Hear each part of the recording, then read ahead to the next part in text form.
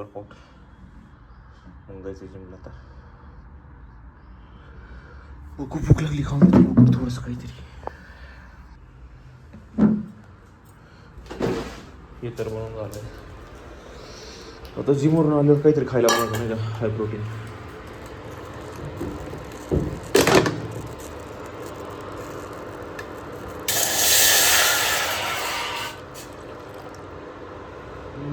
एवढं बस एक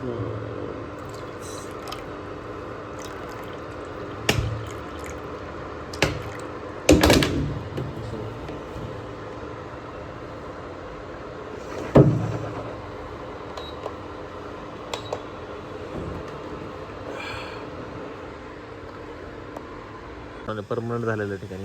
कसं वाटतं तुम्हाला परमनंट होऊन? काही नाही, बोर वाटतं. आता पगार वगैरे वाढलाय काय? आता पार्टी वगैरे आहे का नाही पगारची?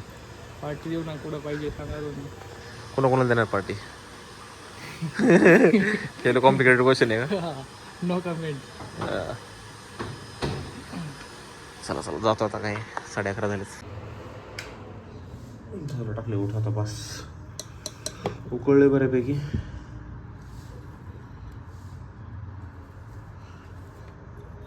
एवढं गरम आहे का नाही?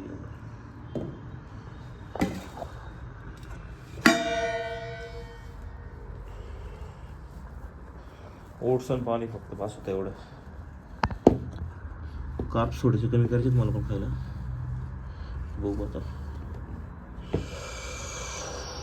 सेटल झालं जर चांगलं दिसत. जिमवरून निघतो तर थोडं थंड होईल नाही का, म्हणजे प्रोटीन टाकता येईल एखादं स्कूप. त्यामुळे जरा नंतरच खात होते मी. बंद करतो जातो जिमला. बाय. आज रिडेम्पशन आर्कचा किती दिवस आहे मला माहीत नाही आहे एक्झॅक्टली, पण हा आता चांगला गेला तसा. आता जस्ट एक मेडिटेशन सेशन केलं आहे. आज जरा बरं वाटतं नाही का. संध्याकाळ झाली आता. आता येणार थोड्या वेळेस. आज सकाळी एक मेडिटेशन सेशन होतं त्या काकांसोबत, तर विसरलंच होतं मी. त्यांनी टायमिंग दिला होता 8चा आणि मला वाटलं 9चा टायमिंग आहे आपला रेग्युलरवाला.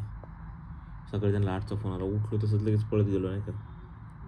जागालीच मला तशी, पण उठलो आणि लगेच गेलो त्यांच्याकडे मेडिटेशनला नाही का, पळत झालं. मग सकाळी जरा झालं, झोप जरा कमी झाली असं, त्यामुळं अभ्यास झाला तसं. सुरुवातीला एकदम फोकसमध्ये झालं, 2-3 तास झाला असेल.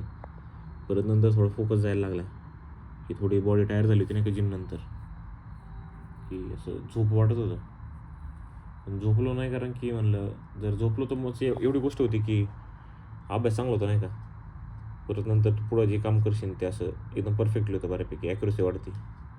पण झोपलो तर मला रात्री लवकर झोप येत नाही, मग तो विषय झाला सध्या. त्यामुळं म्हटलं की आज झोपायलाच नको, तर रात्री लवकर झोपलं तर एकदम प्रॉपर स्लीप होईल नाही सगळी.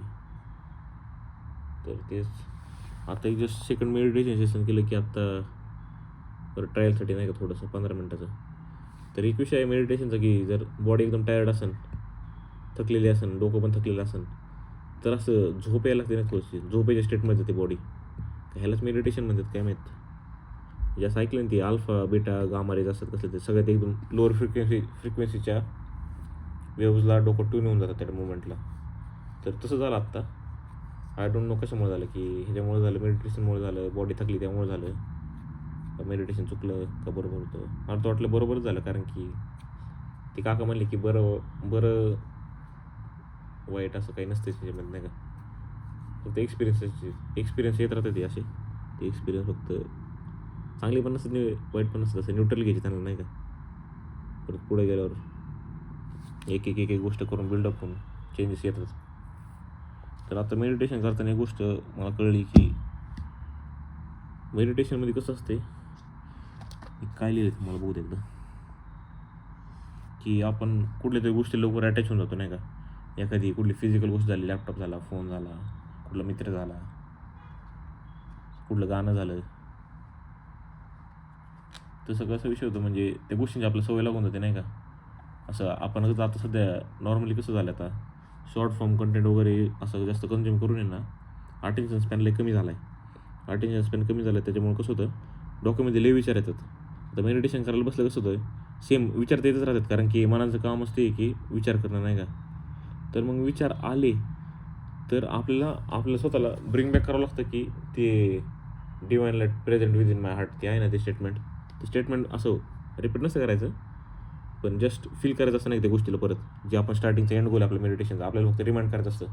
समजा माझ्या डोक्यात आलं विचार आता जेवायचं काय करायचे मेडिटेशन करता तर आपल्याला आपल्या अटेन्शन परत नॉर्मल स्टेट आणावं लागते की आपण मेडिटेट करतोय की असं नाही की स्ट्रिक्टली फोकस करतोय की भाई माझ्या डोक्यात विचारच नाही आला पाहिजे, बी क्वाईट, बी एमटी माइंड कधी होतच नाही.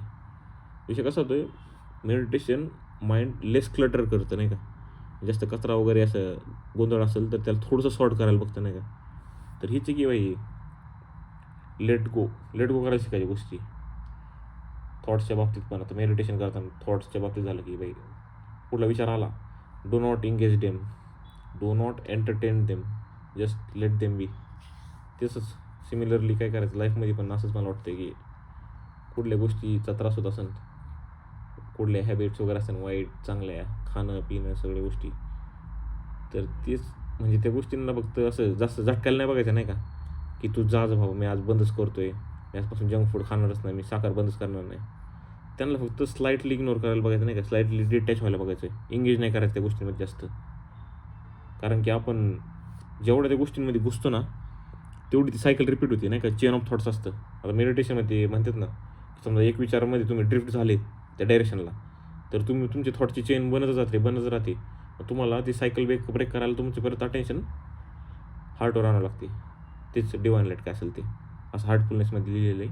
म्हणजे म्हणतात सगळी प्रॅक्टिस त्याच्यावरती सगळी. तर मग तेच असंच ह्याच्याबद्दल होतं, हॅबिट्सबद्दल कशाबद्दल. जर आपण त्या गोष्टीने एंगेज केलं तर ती सायकल परत रिपीट होत राहते नाही का. ती सायकल रिपीट होत राहते, परत मग त्यातून बाहेर पडायला त्रास होतो. परत पडलं तर परत त्या सायकलमध्ये फसायचे चान्सेस जास्त असतात. म्हणजे फसतोच आपण, पण असं आहे की भाई लाईफ टाईम कधी परफेक्टली आपण एका रूटवर नसणारच आहेत. आपल्याला दरवेळेस हे करावंच लागणार, काय म्हणतात ते थोडंसं साईडला येऊन रिथिंक करावं लागतं दरवेळेस नाही का, बॅक ट्रॅकिंग टाईपमध्ये की थोडं साईडला आलं, विचार केला, हा बाबा आता परत आपला प्लॅन परत रिकन्स्ट्रक्ट करायचा टाईम आलेला आहे. तर तसं करणं नाही त्या बाबतीत. तीच माणसांच्या बाबतीत झालं, मित्रांच्या बाबतीत झालं. आता असं कुठल्या मित्राच्या आठवणी सक्षम वगैरे झालं, ओमेगा नाही रूमवर आता सध्या, त्याच्या बाबतीमध्ये आता आपण असं करू शकतो ना, आता ॲटॅच झालेलो आहे पण आता काहीच करू शकतो नाही का, लेट देम बी, हाय तसे राहू द्यायच्यात, त्यांना काहीच करू शकतो आपण फक्त आता आपल्यावर फोकस आणू शकतो. मेडिटेशनमध्ये कसं आहे, आपण तेच विचार सोडून स्वतःवर यायला बघतो. त्याचप्रमाणे आता ह्या गोष्टींमध्ये पण असंच करायचं. तेवढंच शिकलो आता बस. आता आधी ते मीटिंग आलेलं आहे या ठिकाणी.